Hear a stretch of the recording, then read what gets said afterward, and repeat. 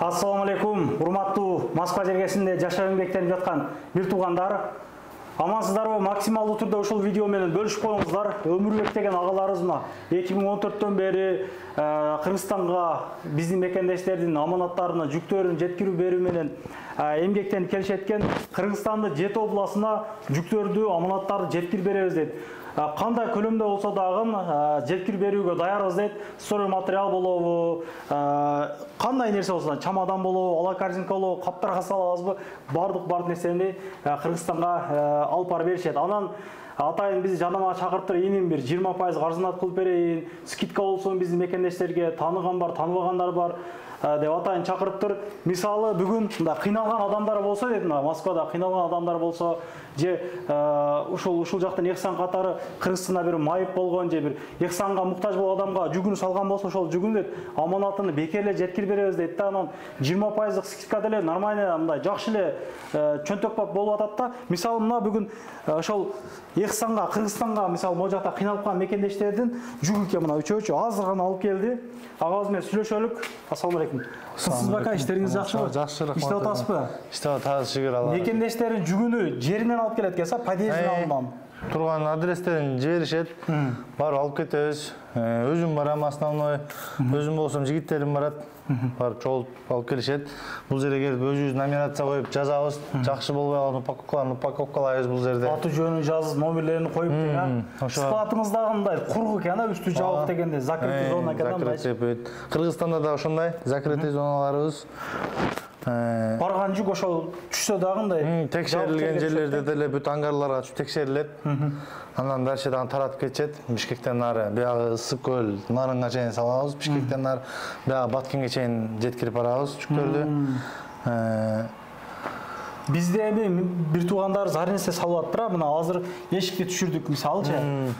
Бул эшиктер деле бир жерде бир кандай десем бир помещениянын бир кире бериштеги бир чоң эшиктер экен да. Эшикти жап деген жазуулар дагы бар экен эмнедечи. Мисалы ушул эшиктерди канчадан алып кетти атасыз? Мына эшиктерди мисалы. Эми бул азыр келди. Дарбаза сыяктуу экен бул чоң. Эми могу кичинекей жок дегенде 2000 болот да, негизичи эми азыр ушул малда скидка болуп кетип аткан малда. Ата 3000, 4000ден кетет бул эшиктерчи. Бул темир эшик сыяктуу темир. Силердин 20% скидкаңыздар менен анан өзүмдүн жеке болуп аткан скидкалары менен 2000 болуп атат ушул кичинекей эшигичи.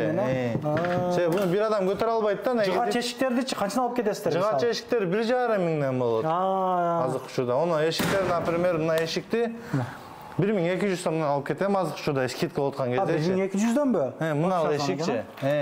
Пустой эшикте бунун каркастары жок. Камбашта коробкалары жок. Өзү 1200 керек.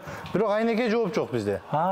Себеби бизде горный зона үчүн бийик болгон үчүн көп жерлерде давление сыгып эле айнектер сындырып коет да. Мына телевизорлорду салып атат адамдар. Телевизорду мисалы биздин өзүбүзгө көрсөтүп иштетип, анан ошол жерден упаковка алып жакшылап берсе, аманатына 100% кепилдик апарып беребиз. Сынып калса эмне болот? Төлөп беребиз. Кокустан эгер сиз көрүп төлөп беребиз. Эгер сиз көрбөй упаковкаланган болсо, какой-то бир причиналар болуп калса барганда кандай болот алар? Андай причиналар болуп калат экен да, себеби мындай нерселер баштан өттү да. Буга чейин делечи, көрбөй алып төлөп берген күндөр болду. Адамдар келип алып, одон сүйлөп, тодон сүйлөп, некоторые люди есть не понимают дегендейчи. Анан мына кеминде бир 200 нарак берагыда турат да, муну билесиздерби? Бул телевизор, кымбат телевизор экен. Буга деле барсам, эним талашпайм деди. Кымбат нерсе көрсөттү. $100 берейин деди.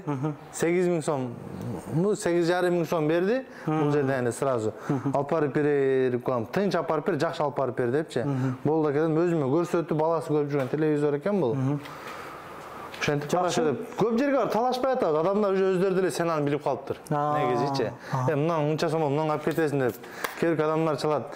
Эми кымбатыраак болуп арзаныраак алып кетчи, чоң машина болобу, чоң машина. Действительно, спринтерлерге караганда биз кичине арзаныраак кетет. Тура. Анан жумасына Кыргызстанга 7 областка машиналар, фуралар жөнөп атыптыр туугандар. Анан мисалы мына ала корзинка мен бир адам көтөрө турган ушундай сумканы канчага жеткирип бересиз? Мисалы Жалал-Абадкабы, Ошкобу эле да, Ошко. Өзүм бул жерден барып алып кетип жеткирип беришим 2000 болот да, скидкалары менен азыр учурда. Скидкалар менен. Себеби буну мисалы бир адам өзү мындай жакшы көтөрө албайт деле да. Мындай карапсаң оор да. Керектилер бар. Мынча сумка, бирок кичинекей болот да, ичине кирсең бир 50 килограммдык нерсе салып таш болуп калат. Жана адамдар эле гантель монтельдерди салып атпайбы? Например, барсаң ушундай болуп калат көлөмү. Анан кичинекей эле көлөмгө деп калат, бирок веси туура келип калат да, ар кандай ситуация. Эми барып көлөмүнө карап туруп алабыз. Биз барып жок, сен кымбат экен салбайбыз десе, биз капа болбойбуз. Ар ким өзүнүн шартына карап, возможностуна карап салат да адамдарчы. Капа болбойсу, ким чыгып келе берет. Тапкан тутканды баарыны Кыргызстанга салып аттыр да. Мен көрүп атам азыр могу жерде дивандар турат, дөңгөлөктөр турат Кыргызстанга кеткен. Анан творогтордун идиштери бошогон, челектер турат. Машалла, керек да бул деле керектүү нерсе. Гүл эккенге, башка эккенге бул деле акча стоит дегендей да. Жакшы. Бардык нерсени салып атып кыскасы. Анан строй материалдар болсо деле алып кетебиз дейт. Кандай көлөмдө болсо дагы дейт, ошол жерден алууга аракет кылабыз дейт. Пена блоктор полиэстилетте болсо, Москвадан 100 километр, 200 километрге чейинки жерлер алыстыкта болсо деле, мисалы көлөмүнө жарашык мына көбүрөөк например, бир портер чыга турган жүк болуп калса, барып алып келе беребиз. Эмеси жок. Алыс экен, анан мындай кошуп бер, анан андай кошуп бер деген эмеси жок да. Азыр келишинче метро Кажиковская, Южный портовойго жакын жерде турат туугандар, бул жерде закрытый зона экен. Жанында мына сервистер бар, машинасына келип, жүк эгер ушул жерге келип саламсаңыз, ондот келсеңиздер болот. Анан негизи основной биздин бир туугандар жумуштан кийин үйүнө чакырат, келип алып кетти. Ушул машиналар буйруса кызматта. Бул жерде спринтери дагы турат мына. Бүгүн эрте котельниктен фуралар жөнөп атат дедиңизби жана? 3 күн мурун өзүм машинамды чыгардым. Кудай кааласа азыр Кыргызстанга бүгүн кирип атат. Түркөштө сүйлөштүк. Эртең Бишкекте таратып, дальше кетишет. Эртең кечке Бишкекте проверкадан өтөт бир машинам. Өтүп, баягы Баткенге чейин таратып кетишет. Жакшы. Күнү полный таратып бүтүшөт, Ошко чейин, кудай кааласа. Анан бир күндөн кийин Баткен барат. Кудай кааласа дагы 25-26-ларына чейин, кудай кааласа бир жуманын тегерегинде ушул прицеп менен дагы бир машинаны чыгарайын деп турам. Азыр ушул машиналар жүктөрдү чогултуп атышат. Азыр балдар деле жүктө, некоторые анча. Негизи бул жумуш кыйын, чындап айтайынбы? Ушу топтолгон жүктү стрештеп, мына Москвадалар, мына реально айткыла алып чыгып салып бериш өзүнчө бир кыйын иш, туурабы? Буну алып барып дальше нарага таратыш бул өзүнчө бир иш да. Андыктан бир поддержка иретинде лайктан басып, группалар менен таратып, мурдакин жүк салгандар болсо, андан телелери башкасы боюнча жаза кетиңиздер. Колдон келишинче бир арзанат кылып атпыр да. Анан ар бир жүктөрдү салып атканда номерлери жазылып, упаковкаланып, жана кылынат экен. Андан бир айтып коелукпу, номерлери жазылып. Ар бир нерсеге жазылат экен. Мисалы, мына ноокатка бараткан мына 2 коробка. 3 экен, мына матрастары салынган, бул 3-өө. Бул базар коргон экен бул коробка, например. Базар коргон. Нокен дейт. Эми ар бир адамга барганда бирден нумерация болот да. Адамдар адашпайт. Бардыкпы? Алдында жазабыз да. Например, сизге барсак, сизге 5-нчи очут келип калган болсо, например, 25 штук нерсе салсаңыз, маден 25 штугуна 25-нчи номер коюлуп чыгат бардыгына. Зерикпей коюп чыгабыз. Потому что так дана барат да, жүгүчү жоголбойт. Электровеликтер мисалы мына салып аттыра. Мисалы ушуну канчага алып кетесиз? Ошко. Эми буну тартышпадык деле. Барсам өзүбүздүн акелер экен, Бишкек экен. Бишкек, 2000 сом берейин, ала кет деле мейли дедим. 2000 сом алып алдым мен өзү. 2 балону менен. Тартыш деле кыйын. Мына мопедтерчи мына электро жанагы. Буну өзү 5000, 6000ден ташыт экен. Азыр скидка жүрүп аткандыгына байланыштуу. Өзүм барып алып кеттим 4,5 миңге чейин кылып. 4,5 миңден алып кеттим буну. Негизи оор экен бул делечи. Оор, бул өтө эле оор. Эки адам деле жаман, бир жерин акпен карап жакшы алып кетиш керек экен. Мен оюмча бардык эле маалыматты айттык туугандар. Ошол жумасына бир фура Кыргызстанга жүк жөнөп атыптыр. Кыскасы бардык кольцода жүктөрдү алып кетишет. Номерлерине кайрылып байланышсаңыздар болот. Полный нерсени сала бересиздер. Бир-эки ос сүйлөп койсоң да коштошуп дегендей. Ошол не дейм, бул жакта эмгектенип жүргөн биздин мекендештер кандай көлөмдө жүктөрүңүздөр болсо дайымбыз, 24 саат. Дайымбыз барып алып кетип, кайсы убакта болсо деле тартынбай чала бериңиздер.